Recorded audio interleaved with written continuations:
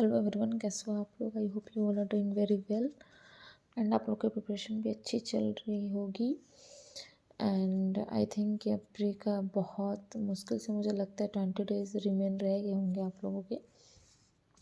तो चलिए हम आगे जो नेक्स्ट कंटिन्यू करते हैं जहाँ मैंने स्टॉप किया था। लिटरली बताऊँ तो इसके बाद वाले पेजेस में कुछ खास इम्पॉर्टेंट टॉपिक नहीं है कवर करने के लिए, बट फिर भी एक्चुअली मैं लाइन बाय लाइन कवर करती हूँ कि कहाँ कुछ इम्पॉर्टेंट है। तो कुछ कुछ जो इम्पॉर्टेंट है मैं उसे इस वीडियो में कवर करके इस चैप्टर को आज फिनिश करती हूँ, बिकॉज जितने इम्पॉर्टेंट थे वो आगे के चैप्टर्स में थे जो मैंने आप लोगों को बता दिया। एंड नेक्स्ट कुछ चैप्टर्स चैप्टर्स मैं बोल रही हूँ, पेजेस में कुछ उतने इम्पॉर्टेंट मुझे नहीं मिले, बट स्टिल जो इम्पॉर्टेंट होगा मैं कवर कर दूँगी। यहाँ है कि यहाँ कुछ दिया हुआ है कि किस किस मेथड को कंपनी प्रेफर करती है। I know personal communication channel मैंने बता दिया था, एक minute. Establishing the total marketing communication budget, किस किस मेथड का यूज करके कंपनी जो है अपना एक बजट फिक्स करती है और उस बजट के हिसाब से वो अपने कम्युनिकेशंस मिक्स को रिप्रेजेंट करती है, फिर एक कम्युनिकेशन मिक्स को चूज़ करती है, राइट।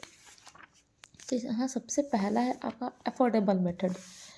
अफोर्डेबल मेथड ऐसा मेथड है जिसमें कंपनी जो है, देखिए जैसे मैं हमेशा बताती हूँ कि वर्ड से पकड़ने की कोशिश कीजिए क्या कहना चाहता है।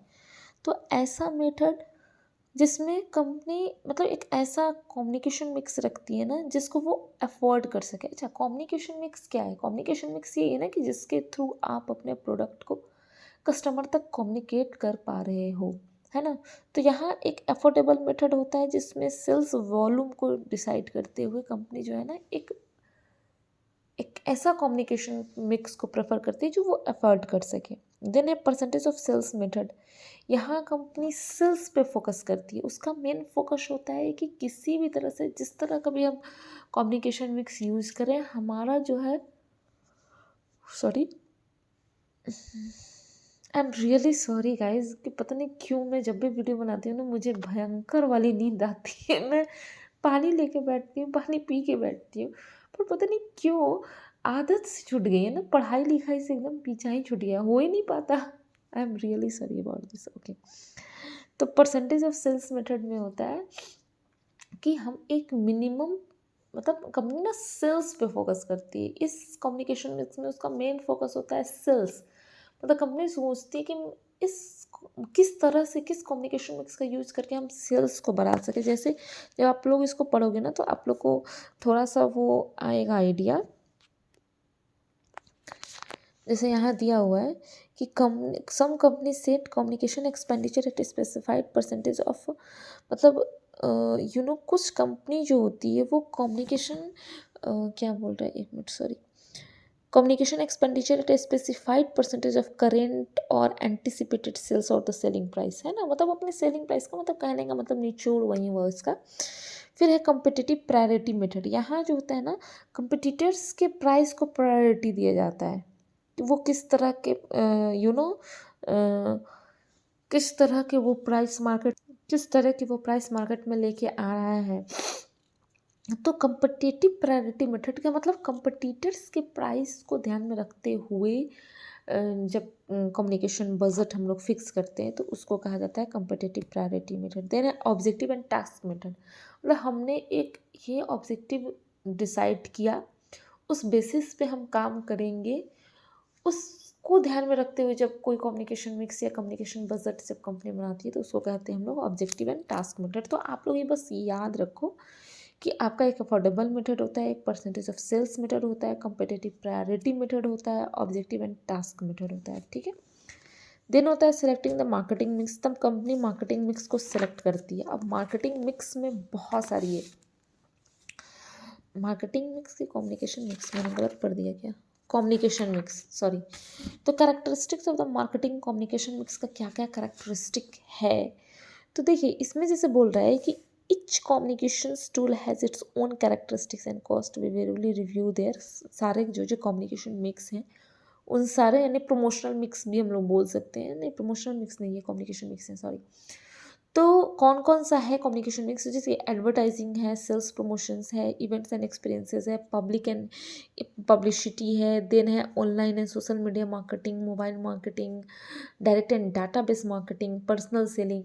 तो आई होप कि आप लोग को ये सब पता होगा कि एडवर्टाइजिंग में हम लोग क्या करते हैं, प्रिंट मीडिया वो जो हमने पीछे पढ़ा था वही सारी चीज़ें, सेल्स प्रमोशन किस किस चीज़ के थ्रू हम सेल्स को प्रमोट करते हैं, क्या क्या कौन कौन सी एक्टिविटी करके हम सेल्स को प्रमोट करते हैं, इवेंट एंड एक्सपीरियंस ऑर्गेनाइज करते हैं, पब्लिसिटी कैसे होता है, online and social media marketing क्या है, मोबाइल मार्केटिंग क्या है। अब इन सब के बीच आपको पता है कि इन सारे इसके डिफिनेशंस क्या है, पर्सनल सेलिंग में हम किस तरह से लोगों को पर्सनली किसी चीज़ के लिए मोटिवेट करते हैं, देन उस प्रोडक्ट को सेल करते हैं।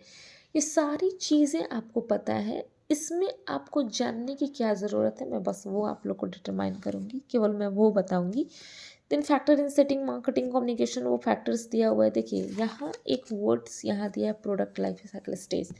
अब इस पूरे को पढ़ने के बाद ना यही एक है जो आपके पढ़ने लायक है और एग्ज़ाम में आने लायक है। यानी जब प्रोडक्ट इंट्रोडक्शन स्टेज में होता है तो हम किस तरह के कम्युनिकेशन मिक्स का यूज़ करते हैं, जब मैच्योरिटी स्टेज में होता है, ग्रोथ स्टेज में होता है, डिक्लाइन स्टेज में होता है, तो किस तरह के कम्युनिकेशन मिक्स का यूज़ किया जाता है। जैसे देखिए इसमें बताया है कि introduction stage of the product life cycle, advertising, events and experiences and publicity सबसे ज़्यादा कॉस्ट इफेक्टिव होता है। यानी कि जब प्रोडक्ट इंट्रोडक्शन स्टेज में होता है, जब कोई भी कंपनी अपने प्रोडक्ट को मार्केट में लॉन्च कर रही होती है, तो उस समय वो एडवर्टाइजिंग, इवेंट्स ऑर्गेनाइज करती है, ठीक है, पब्लिसिटी के थ्रू, प्रोडक्ट उसके थ्रू वहाँ तक आता है, वो सबसे ज़्यादा कॉस्ट इफेक्टिव होता है।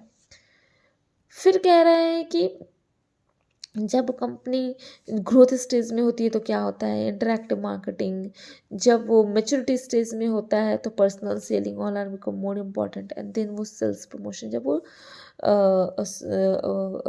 वो डिक्लाइनिंग स्टेज में होती है। तो बस ये टॉपिक ज़्यादा इंपॉर्टेंट है, तो आप लोग बस इसको पढ़ लेना कि maturity, introduction, maturity, growth and decline stage में हमें किस किस तरह के प्रमोशंस की ज़्यादा हेल्पफुल होती है, कौन कौन सी प्रमोशंस और कौन कौन सी प्रमोशंस हमें वहाँ यूज़ होनी चाहिए। तो बस इसका यही निचोड़ है, ठीक है ना। बाकी वो सारी चीज़ें, ये सारी चीज़ें तो बस आप लोग भी जानते हो कि पर्सनल सेलिंग में हम क्या करते हैं, सेल्स प्रमोशंस में क्या किस किस तरह की चीज़ें दे के सेल्स को प्रमोट की जाती है ना। तो इसलिए मैंने उसको बहुत ज़्यादा फोकस नहीं किया है। And then managing the integrated marketing communication mix, जैसे उधर आप लोग ने इंटीग्रेटेड मार्केटिंग पढ़ा था, हमने पढ़ाया था।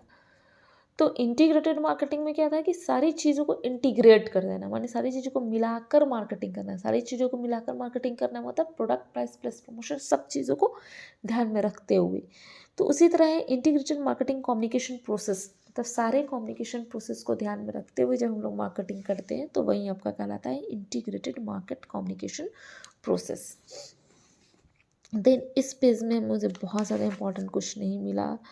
एंड यहाँ जो है 6 C's इसको बोलते हैं हम लोग, coverage, contribution, commonality, complementary and comfortability. तो ये आप लोग एक बार याद कर लेना 6 C's क्या है। And then now our this chapter ended. अब मुझे लगता है कि शायद अब बहुत कम चैप्टर रह गए हैं मुझे कवर अप करने के लिए। एंड या ये शायद ये वाली चैप्टर थोड़ी इम्पोर्टेंट है, इसमें कुछ इम्पोर्टेंट टॉपिक्स हैं if I am not wrong, क्योंकि मैंने भी वैसे देखा नहीं है, बट चैप्टर लंबी भी लग रही है। आई थिंक इसमें मुझे टाइम लगेगा इसको पता। Oh my God, it's too long. तो 5-6 चैप्टर्स और रह गए हैं होपफुली। लास्ट के 1-2 चैप्टर उतने इम्पॉर्टेंट तो हैं नहीं, उसमें से कुछ खास निकलता नहीं है, बट या मैं उसको कवर अप तो करूँगी। बट हाँ ठीक है गाइज़, आप लोग इसका रिवाइज़ करते चलो। बहुत सारे लोगों ने मुझे मैसेज करके बताया था कि उनकी कोटलर की बुक कंप्लीट हो गई है, तो बहुत अच्छी बात है जिन्होंने अपने कोटलर्स कंप्लीट कर लिए हैं और वो रिवाइजिंग मोड में है, तो बहुत अच्छी बात है। And thank you so much guys for watching my video. Do like, share and subscribe to my channel. अगर कुछ भी हेल्प चाहिए होगा तो प्लीज़ मुझे ज़रूर बता। आप लोग बोलते हो कि अपना नोट्स शेयर करो, तो आई एम रियली सॉरी, मैंने कोई नोट्स नहीं बनाया है। टुकड़ों टुकड़ों में कहीं कहीं मैंने थोड़ा थोड़ा कुछ लिखा है, वो भी ढंग से नहीं लिखा है, इसलिए मैं उसको शेयर ही नहीं करती। एंड सब बोलते हैं कि आप अपने नोट्स शेयर करो। मैंने नोट्स नहीं बनाया था, मैंने बस कोटलर को ही पढ़ा है। आप देखते होगे मैं जब पढ़ाती हूँ तो बुक्स में बहुत सारे अंडरलाइन दिखते हैं, तो बस मैं वैसे ही अंडरलाइन करके मैंने पढ़ा है। मैंने बहुत सारा नोट्स वोट्स भी नहीं बनाए कि मैं आपको शेयर कर सकूँ। And thank you so much for watching my video. Do like share and subscribe to my channel, please channel को सब्सक्राइब कर देना। एंड अगर कोई हो जो इस जो प्रिपरेशन कर रहा हो तो उससे मेरे चैनल शेयर भी कर देना। Thank you guys, thank you so much, bye. And comment करना नहीं भूलना। Take care, bye.